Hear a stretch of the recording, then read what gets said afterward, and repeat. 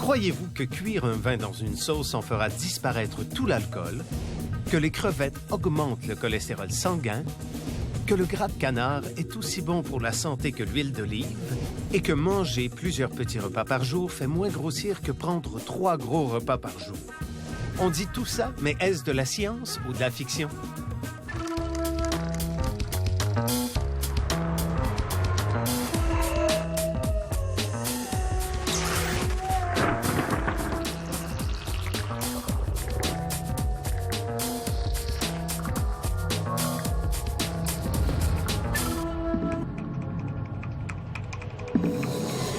Le sujet qui nourrit le plus grand nombre de mythes, c'est sans aucun doute la nourriture.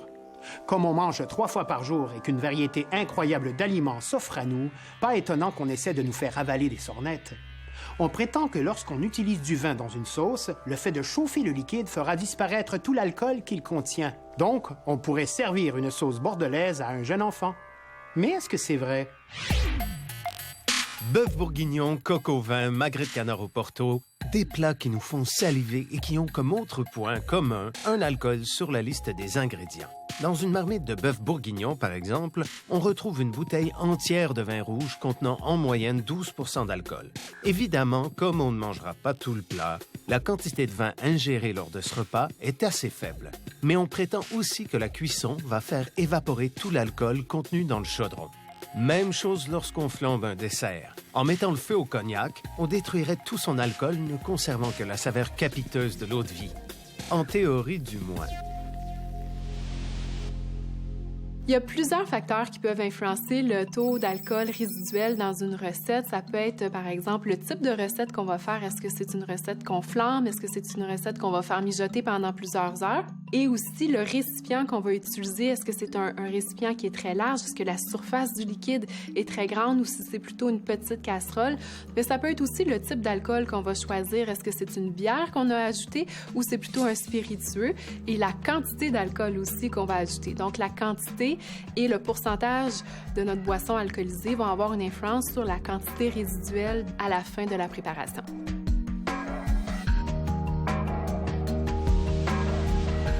Donc, on aurait tendance à penser que l'alcool va s'évaporer lors de la cuisson parce que l'alcool et l'eau, l'eau qui est le constituant majeur de la sauce, vont pas bouillir à la même température. Quand on parle de l'eau, on est habitué, on sait que ça va bouillir autour de 100 degrés Celsius, tandis que l'alcool, c'est plutôt autour de 78. Donc, on se dit, si l'eau bout, l'alcool bout aussi, donc va avoir bouilli avant, puis on va l'avoir perdu. Ceci dit, c'est pas tout à fait vrai. C'est certain que dans la cuisson, il y a une partie de l'alcool qui va s'évaporer, tout comme une partie de l'eau aussi va s'évaporer. Ceci dit, le mélange eau-alcool est un mélange qui est assez fort. Donc, c'est un mélange qui est assez difficile à dissocier. Donc, ça va vraiment prendre une ébullition longue. Il faudrait faire cuire la sauce vraiment, vraiment longtemps pour évaporer tout l'alcool.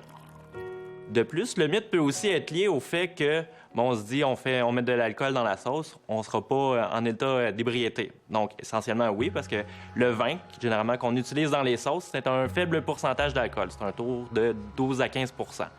Donc, c'est certain que si dans notre sauce, on a un vin à 12-15 % qu'on dilue dans la sauce, il y a une partie qui s'évapore, à la fin, il reste pratiquement plus rien. Mais de dire qu'il n'y a plus d'alcool dans la sauce, c'est un mythe. C'est très peu probable que l'on devienne ivre ou qu'on ait certains effets de l'alcool lorsqu'on consomme un repas dont la sauce, par exemple, renfermerait de l'alcool parce que la quantité est tellement petite qu'il faudrait en consommer vraiment de très grandes quantités. C'est très peu probable qu'on ressente les effets de l'alcool avec une toute petite quantité de sauce qui renferme du vin, par exemple. L'alcool, c'est très volatile. Donc, on pense souvent que le fait de le faire chauffer, par exemple en faisant une préparation dans la cuisine, ça va faire évaporer tout l'alcool. Malheureusement, ce n'est pas le cas. En fait, plus on va faire bouillir ou cuire l'alcool, plus il va en avoir qui va s'évaporer. Par exemple, si on fait une sauce avec du vin et qu'on en rajoute et qu'on laisse ça bouillir pendant longtemps, bien, il va y avoir beaucoup d'alcool qui va s'évaporer, puis il va à peu près rester 5 % d'alcool en moyenne de ce qu'on avait au départ dans la préparation. Par contre, si on fait flamber des pièces de viande avec, par exemple, de la vodka ou des alcools qui sont forts, bien là, il reste à peu près 75 % de l'alcool de ce qu'on avait mis au départ. Donc, encore une fois, c'est que plus c'est long, plus ça s'évapore. Donc, quand c'est rapide, bien, il va en rester beaucoup. Si on invite par exemple des femmes enceintes ou qui allaitent à la maison dans un souper, c'est important de leur dire qu'il y a de l'alcool qui a été mis dans la préparation parce que oui, il en reste et peut-être que c'est mieux qu'elles n'en consomment pas parce que justement, elles sont enceintes ou elles vont allaiter. Quand on consomme de la bière, du vin ou un spiritueux, notre corps va réagir exactement de la même façon pour la même quantité d'alcool, c'est-à-dire le même nombre de grammes d'alcool. Quand on compare les différents types d'alcool que l'on peut ajouter à une recette, il n'y a pas vraiment de différence, à part le goût que l'on recherche pour aller chercher une certaine saveur dans notre recette, que l'on prenne un vin ou que l'on prenne une alcool plus forte. Ça va vraiment plus avoir une influence sur la saveur, le goût, parce qu'en bout de ligne, un type d'alcool plutôt qu'un autre va avoir le même effet là, sur notre organisme. Là, tout dépend là, du pourcentage d'alcool que l'on retrouve dans ces types de boissons. Quand on fabrique de l'alcool, on passe par un procédé qui s'appelle la fermentation. Et pendant la fermentation, il va y avoir plein de nouvelles saveurs qui vont être créées par les différents micro-organismes qu'on a mis dans les jus. Par exemple, quand on fait du vin, on met les micro-organismes dans du jus de raisin, puis il va y avoir cette fermentation-là. Et là, il y a plein de saveurs. Et c'est ça qu'on essaie d'aller rechercher en cuisine quand on rajoute des boissons alcoolisées, par exemple. C'est pas nécessairement le goût de l'alcool en tant que tel, mais bien la création de toutes ces molécules-là qu'on aurait de la difficulté à aller chercher ailleurs. Par contre, si on ne peut pas prendre d'alcool ou qu'on ne peut pas cuisiner parce qu'on sait qu'il va en rester dans le plat, on peut faire des substitutions. Par exemple, pour la bière, on pourrait prendre la bière sans alcool tout simplement, on va être capable d'aller chercher un peu les mêmes goûts. Pour du vin, on pourrait aller avec du jus de raisin. C'est certain qu'il n'y a pas la même complexité que du jus qui aurait subi la fermentation, donc le vin, mais tout de même, on est capable d'aller chercher relativement les mêmes saveurs. Pour du saké, on pourrait aller avec du vinaigre de riz. Donc, on toujours d'essayer d'aller chercher les mêmes saveurs. Mais ce qu'il ne faut pas oublier, c'est que tout simplement, on peut assaisonner nos plats avec bien d'autres affaires que de l'alcool. On peut utiliser des herbes fraîches, des épices, des bouillons. Donc, il faut user notre imagination et pas penser que si on ne met pas d'alcool dans notre repas, ça ne va rien goûter. Au contraire, il y a beaucoup d'autres options. Quand on cuisine, il est très important de choisir les bons ingrédients. Comme l'huile, par exemple. Tous les nutritionnistes vantent les vertus de l'huile d'olive. Elle contient des éléments nutritifs fantastiques et elle est beaucoup moins grasse que les autres huiles. On dit que l'huile d'olive est plus légère que l'huile d'arachide. Science ou fiction?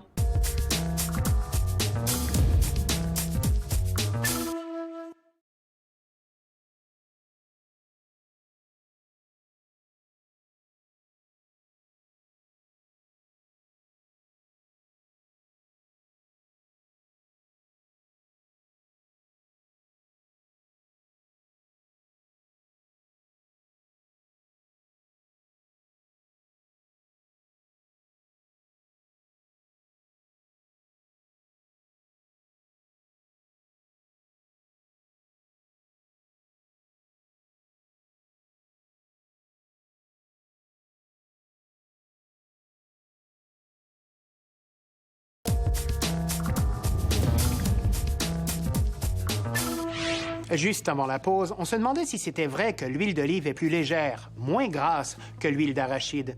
Eh bien, c'est faux. Les huiles, toutes les huiles, contiennent 100% de lipides et apportent toutes 900 calories par 100 grammes, qu'elles proviennent des olives, des arachides ou du canola. Il est donc tout à fait faux de prétendre que l'huile d'olive est moins grasse que d'autres variétés. D'ailleurs, sur l'étiquette, les mentions légères ou extra légères font référence à la saveur et à la couleur de l'huile et non pas à sa teneur en gras. Alors, on choisit l'huile d'olive parce qu'elle constitue une des meilleures sources de gras. L'huile, c'est 100% de matière grasse, tandis que le gras de canard qu'on utilise de plus en plus pour frire les aliments ne contient que 98% de matière grasse. C'est un gras de grande qualité, aussi bon pour la santé que l'huile d'olive. Vous croyez ça, vous? C'est pas vrai de penser que le gras de canard est meilleur pour la santé que l'huile d'olive ou d'autres types d'huile.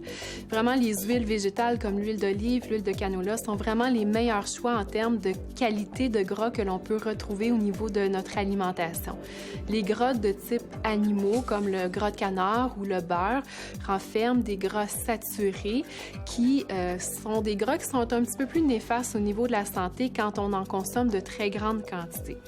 La différence, par contre, avec le gras de canard, et c'est là qu'il se différencie par rapport aux autres types de gras animaux, c'est que le gras de canard, en plus de renfermer des gras saturés, va aussi renfermer des gras qu'on appelle insaturés, qui sont le même type de gras que l'on retrouve dans les huiles végétales, comme dans l'huile d'olive ou l'huile de canola, par exemple. Donc, on retrouve un petit bénéfice supplémentaire avec le gras de canard qu'on retrouve peut-être pas nécessairement dans d'autres types de gras animaux.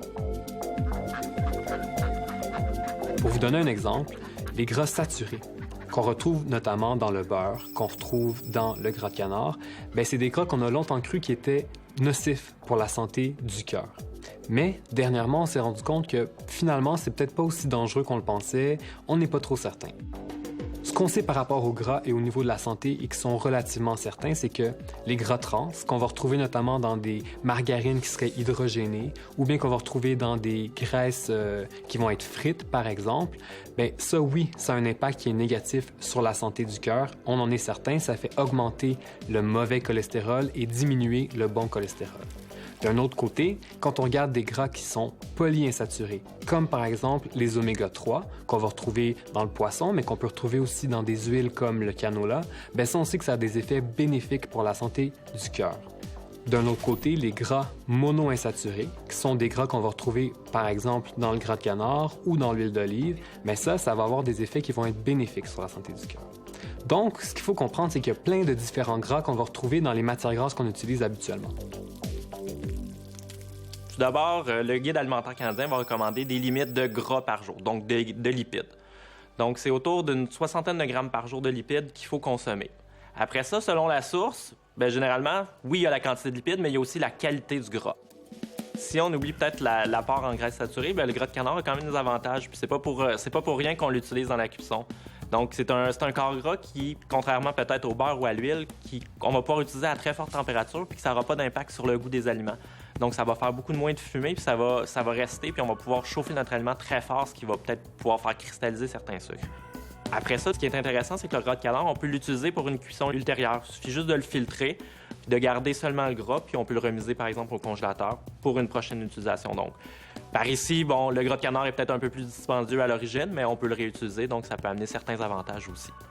Le gras de canard s'utilise un petit peu comme le beurre pour faire de la cuisson, par exemple, de certains légumes, des viandes, par exemple. On peut aussi utiliser le gras de canard à froid sur des rôtis, comme du beurre, par exemple. Donc, ça apporte une petite saveur différente lorsqu'on souhaite changer un peu le goût de nos recettes. Donc, ça peut être intéressant d'ajouter du gras de canard à nos cuissons. Personnellement, si j'avais un conseil à faire, ce serait de ne pas manger trop de matières grasses de toute façon. Ce n'est pas quelque chose qu'on devrait consommer en grande quantité. Peu importe qu'on consomme beaucoup de gras de canard ou beaucoup d'huile d'olive, ça va avoir un impact qui va être négatif sur la santé si on en consomme trop. Ça, c'est la première chose. Deuxième chose, c'est la variété. Donc, même si on consomme des petites portions, l'important, c'est d'aller chercher plein de matières grasses différentes. Par exemple, on peut utiliser du gras de canard, on peut utiliser du beurre, on peut utiliser des huiles comme l'huile de canola ou l'huile d'olive, par exemple, et on peut les utiliser pour différentes utilisations. Et comme ça nous amène une belle variété de matières grasses et on est certain de ne pas manquer de quelque chose. Notre taux de cholestérol dépend du type de gras que l'on consomme, mais il est parfois étonnant d'apprendre que des aliments qui ne sont pas gras en apparence peuvent contenir d'importantes quantités de cholestérol. Les crevettes, par exemple, on prétend qu'elles augmentent le taux de cholestérol sanguin et qu'on devrait réduire leur consommation. Je me demande si c'est vrai. On prétend que manger des crevettes, parce qu'elles contiennent beaucoup de cholestérol, va le faire augmenter notre cholestérol dans le sang, mais c'est faux. Ça ne fait pas augmenter notre cholestérol, même si on en consomme beaucoup. En fait, on a longtemps cru que quand on mangeait des aliments qui contenaient beaucoup de cholestérol, comme les crevettes, mais aussi comme les œufs, par exemple, ça pouvait faire augmenter notre taux de cholestérol dans le sang.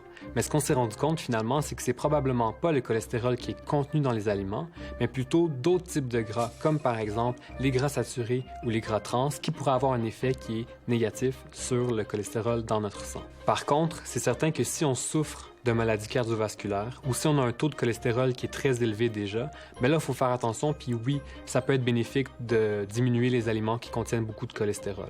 Mais si on n'a aucun problème au niveau de la santé de notre cœur, il n'y aura pas de danger à consommer, par exemple, des crevettes ou des œufs.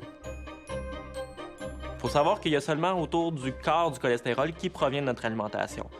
Donc, c'est sûr qu'on a un certain contrôle sur notre niveau de cholestérol par notre alimentation, mais le 3/4 du cholestérol est formé par notre foie. Le cholestérol a plusieurs rôles dans notre organisme, notamment tout ce qui est, par exemple, des hormones comme la testostérone, des choses comme ça. C'est des molécules qui sont à base de cholestérol. Donc ici, le cholestérol qu'on va prendre dans l'alimentation, par exemple dans les crevettes, tout ce qu'on va avoir en surplus, notre corps va tout simplement l'éliminer. Donc c'est pas vraiment là où on va jouer sur le niveau de cholestérol sanguin. Le mauvais cholestérol qui circule dans notre sang, qu'on appelle le LDL, va être augmenté lorsqu'on mange beaucoup de gras et des gras de mauvaise qualité dans notre alimentation. Donc ça veut dire quand on mange beaucoup de gras saturés, beaucoup de gras trans, ça incite davantage notre foie à produire plus de LDL. Mais c'est pas le cholestérol alimentaire des crevettes qui a cette influence-là.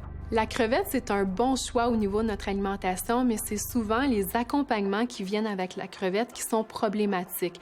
Quand on pense, par exemple, au beurre à l'ail, les mauvais gras que l'on retrouve dans le beurre, les gras saturés, ont tendance à faire augmenter notre cholestérol dans notre sang. Il faut simplement s'assurer d'utiliser des techniques de cuisson qui sont plus saines, de faire sauter la crevette, de les cuire en brochette, soit sur le barbecue ou au four. On peut les faire en papillote. Donc, tout simplement s'assurer d'utiliser des techniques de cuisson qui nécessitent un petit peu moins de gras. On recommande de limiter leur consommation, non pas parce qu'ils ont des effets néfastes à cause de leur composition nutritive, mais plutôt parce que des fois, ils peuvent être affectés par des polluants. Donc, généralement, les aliments de la mer, que ce soit des poissons ou des crevettes, peuvent être riches en mercure. Donc, c'est des constituants qui sont vraiment pas bons pour la santé puis qui vont s'accumuler, que notre corps ne sera pas capable d'excréter. Donc, c'est sûr que si on mange énormément de crevettes sur longtemps, bien là, ça peut avoir des impacts sur notre santé. Mais c'est vraiment pas des impacts au niveau du cholestérol, c'est des impacts sur d'autres phénomènes. Ça va affecter notre organisme, notre système digestif. Donc, il faut peut-être pas abuser de ces aliments, mais ça reste des aliments qui sont très bons pour la santé. Pour quelqu'un en forme qui consomme quelques fois par semaine des crevettes, il n'y a vraiment aucun problème.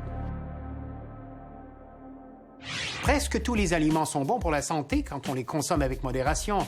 Mais il y a un fruit qui est toujours aussi bon pour la santé. Une bonne pomme, bien croquante et juteuse, tellement bonne qu'on la mangerait tout entière avec le cœur et les pépins. Mais attention, on dit que les pépins de pomme contiennent un poison foudroyant, le cyanure. Science ou fiction?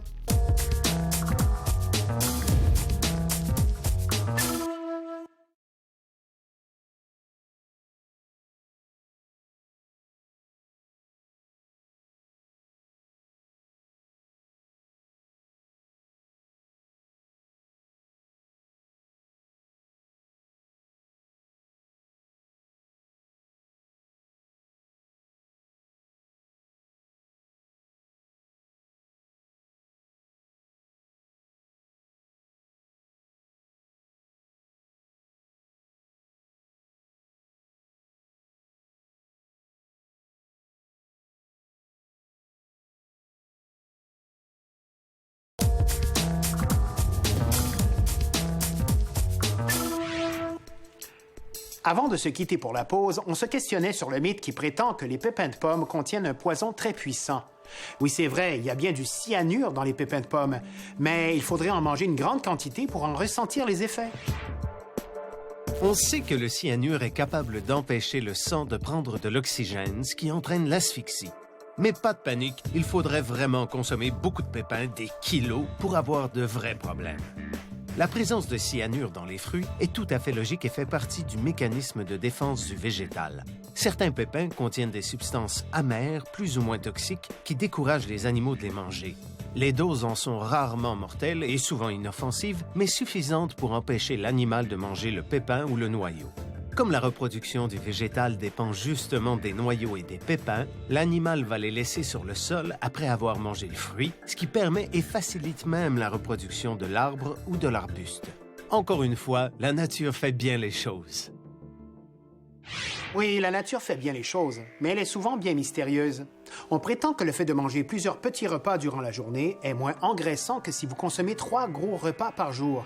Les calories ingérées à petite dose seront éliminées plus facilement. Alors, faut-il choisir 8 collations ou 3 repas? C'est faux de penser que si on consomme 6 petits repas par jour, ça nous fera moins engraisser que si on consomme 3 gros repas par jour. Ce qui va avoir une influence sur le poids, ce qui va nous faire prendre du poids, c'est le total de calories que l'on ingère à la fin d'une journée. Alors, si le total de calories que l'on ingère au cours des 6 petits repas est supérieur à nos besoins, on va quand même prendre du poids, même si on a consommé plusieurs petits repas au cours de notre journée. C'est une question qui me fait un peu rire, en fait qui est très intéressante, mais qui me fait un peu rire parce que ça me rappelle une blague. Il y avait un jeune qui demande à sa mère, il dit « Est-ce que tu peux me faire une pizza? » Puis elle dit « Ok, je vais te faire une pizza. » Puis elle fait sa pizza, elle lui coupe en 4, puis elle lui amène, puis le petit gars qui dit « Oh non, est-ce que tu peux me la couper en 8, s'il te plaît, parce que j'ai vraiment faim. » Mais c'est un peu la même chose. Si on consomme le même nombre de calories, puis que c'est en 3 repas ou en 6 repas, ça va avoir le même impact sur notre santé ou en fait sur notre poids et sur notre énergie. Par contre, la réalité, c'est que probablement qu'on ne va pas manger la même quantité de calories si on se sépare beaucoup ou si on mange dans des gros repas. Prenons l'exemple de quelqu'un qui est au travail et qui décide de sauter le dîner parce qu'il n'a pas le temps de manger, il veut continuer à travailler. Une fois qu'il va arriver à la maison, c'est certain qu'il va avoir très faim et va vouloir se lancer très rapidement sur des aliments qui vont le rassasier rapidement. Souvent, on va aller chercher des choses qui vont être très grasses, qui vont être très sucrées, des choses qui sont déjà prêtes, donc qui vont probablement avoir plus de calories. Quand on regarde des études, on se rend compte que les gens qui sautent des repas, au contraire de diminuer leur rapport en calories, l'augmentent encore plus et c'est encore plus lié à l'obésité parce que justement notre corps a eu peur, si on veut, et il se dit hey, « là, je ne vais pas laisser passer ma chance, c'est de la nourriture, donc j'en veux beaucoup. » Parce que c'est dans notre génétique, il ne veut pas mourir de faim. Nos ancêtres ont survécu parce qu'ils étaient résistants aux famines et allaient chercher des calories. Maintenant, on se retrouve dans un monde où c'est très facile d'aller chercher des calories parce qu'on a plein d'aliments qui sont transformés. On peut les manger rapidement et facilement. Et donc, si on a faim, ben c'est beaucoup plus facile d'aller chercher ces aliments-là et donc de stocker plus de calories.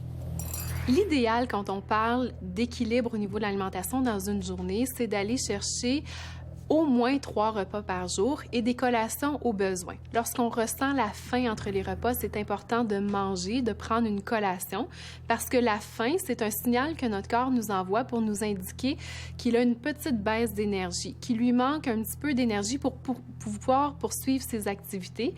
Donc, c'est important d'aller chercher une collation pour simplement refaire le plein et être en mesure de poursuivre nos activités par la suite. Faut pas oublier que quand on mange, notre but, c'est d'avoir de l'énergie. Par exemple, être actif, être réveillé. Le meilleur exemple, c'est après le dîner, si on a mangé un repas qui contenait beaucoup de gras, qui peut être plus difficile et plus long à digérer, par exemple, bien, on va être fatigué. Vers 1 heure, 2 heures, on se met à être très fatigué parce que notre corps est en pleine digestion et on a de la difficulté. Ça demande beaucoup d'énergie, en fait. Et donc, si on fragmente nos prises alimentaires, donc par des petits repas, comme par exemple 3 repas avec 3 collations, bien, de cette façon-là, notre métabolisme est toujours actif. On est toujours en train de digérer un petit peu, mais pas des grosses quantités. Et peut-être que ça peut nous aider justement, de 1, à consommer moins de calories au final, parce qu'on n'a jamais vraiment faim, ou du moins un petit peu, mais pas des grosses faims. Mais aussi, ça peut nous aider à être plus actifs et à être plus réveillés tout au long de la journée. Il y a certaines personnes qui vont avoir